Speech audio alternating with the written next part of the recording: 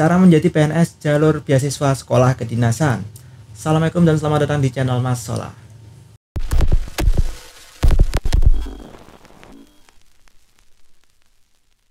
Ketemu lagi dengan saya Solah, dan kali ini saya akan membagikan cara menjadi ASN. Dalam hal ini adalah PNS dengan beasiswa pendidikan setara kuliah yang ketika lulus menjadi PNS. Nah, sekolah apa itu dan sekolahnya apa saja, syaratnya apa saja, saya akan membahas dalam video ini. Tapi sebelum itu, bagi teman-teman yang belum subscribe, silahkan klik tombol subscribe dan juga aktifkan lonceng di sebelah tombol subscribe supaya tidak ketinggalan informasi seputar ASN baik CPNS maupun P3K. Yang sudah melakukannya saya doakan semoga segera diangkat menjadi P3K maupun CPNS tahun ini. Langsung saja, apa itu sekolah kedinasan? Sekolah kedinasan adalah sekolah setara sarjana atau diploma setelah lulus SMA, SMK maupun MA yang bekerja sama atau yang dimiliki oleh instansi pemerintah, dan ketika lulus itu sudah langsung diangkat menjadi PNS karena ketika menjalani masa pembelajaran itu statusnya sudah CPNS atau ada yang disebut juga taruna seperti di TNI maupun di Polri. Nah, sekolah kedinasan ini di bawah Kemendagri atau Kementerian Dalam Negeri, dan di tahun ini, tahun 2023 ini dibuka mulai 1 April sampai dengan 30 April. Nah, buat teman-teman yang mau mendaftar silahkan simak video ini. Yang pertama, teman-teman harus buka alamatnya terlebih dahulu, dikdin.bkn.go.id. Nah, pada web ini kita diberikan informasi sekolah apa saja yang memberikan beasiswa gratis, persyaratannya apa saja, dan juga alur pendaftarannya seperti apa. Nah, saya akan membahasnya satu persatu. Mulai dari alur ya.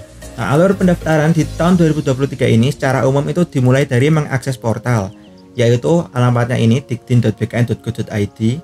Kemudian membuat akun, atau jika sudah punya akun silahkan login saja. Kemudian melakukan pendaftaran. Pendaftarannya hampir sama seperti ketika mendaftar CPNS maupun P3K. Kemudian memeriksa resume, kemudian berkas yang di resume itu diverifikasi oleh instansi, dan apabila lulus akan diumumkan.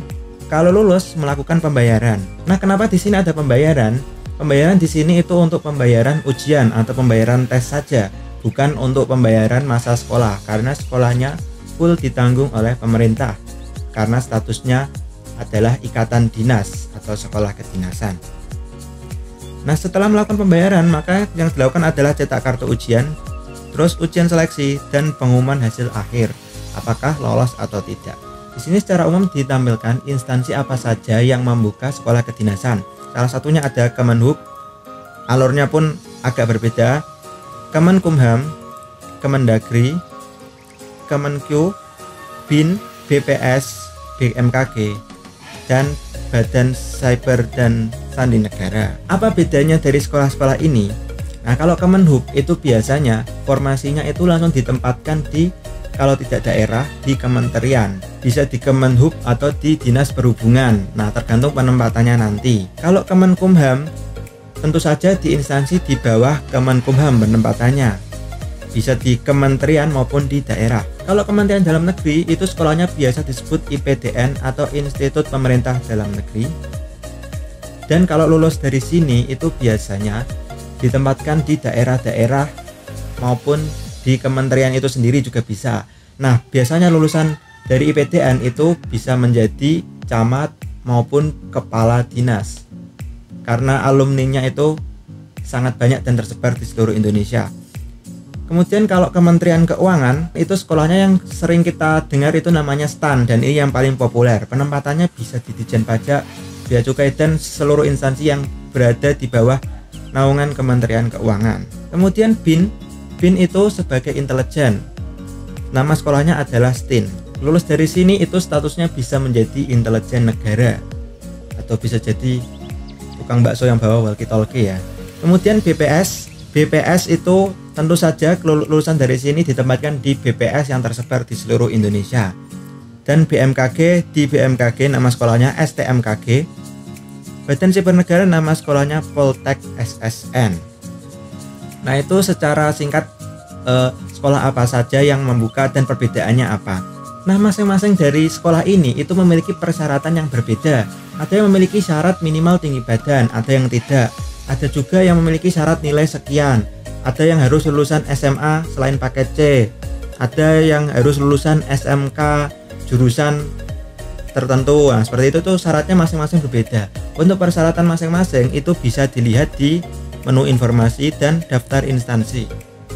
Nah, di sini ada periode pendaftarannya 1 April sampai 30 April dan seterusnya. Nah, teman-teman bisa klik download di sini di instansi yang mana teman-teman ingin mendaftar.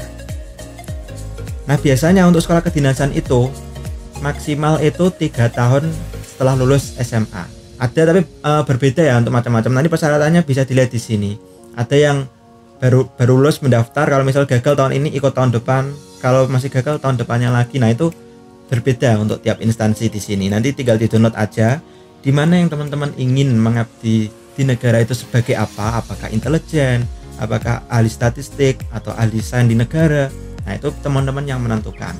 Tentu saja kalau membahas tunjangan masing-masing instansi berbeda. Kalau sudah menjadi tentu saja tertinggi biasanya di Kementerian Keuangan. Nah, kemudian untuk melihat formasinya apa saja selain di menu pengumuman, di menu informasi daftar formasi, teman-teman bisa melihat syarat pendidikannya apa, jumlah formasinya berapa secara keseluruhan. Nah, ini bisa teman-teman cari. Bisa cari juga penempatannya di mana. Misal di Jawa Tengah, maka akan muncul, oh Jawa Tengah itu boleh paket C, boleh madrasah aliyah. Nah, itu kalau misalnya ini komputasi statistik syaratnya SMK jurusan TI atau SMA atau madrasah aliyah. Nah, itu bisa dilihat di sini persyaratannya. Jadi jangan sampai salah mendaftar. Misal SMK Tata Boga kok mendaftar SMK Teknologi Informasi persyaratannya, nah itu sudah pasti gagal. Kecuali lulusan SMA, nah bisa diikuti oleh semua tingkat SMK maupun SMA. Nah, teman-teman nanti bisa baca sendiri dan pelajari di websitenya ini diktin.bkn.go.id. Untuk seleksi masuknya hampir sama seperti tes CPNS, ada SKD, ada tes-tes lain yang sesuai dengan instansi yang dilamar. Kalau misal STAN ya berarti tesnya tentang akuntansi dan lain sebagainya. Bagi teman-teman yang masih ada pertanyaan bisa tulis di kolom komentar atau join di grup Telegram, linknya ada di deskripsi. Jangan lupa like video ini, subscribe channel ini, dan juga aktifkan lonceng di sebelah tombol subscribe supaya tidak ketinggalan informasi seputar ASN baik CPNS maupun P3K. Yang sudah melakukannya saya doakan semoga segera diangkat menjadi P3K maupun CPNS tahun ini. Share video ini ke teman-teman jika bermanfaat. Saya Sholah. Assalamualaikum warahmatullahi wabarakatuh.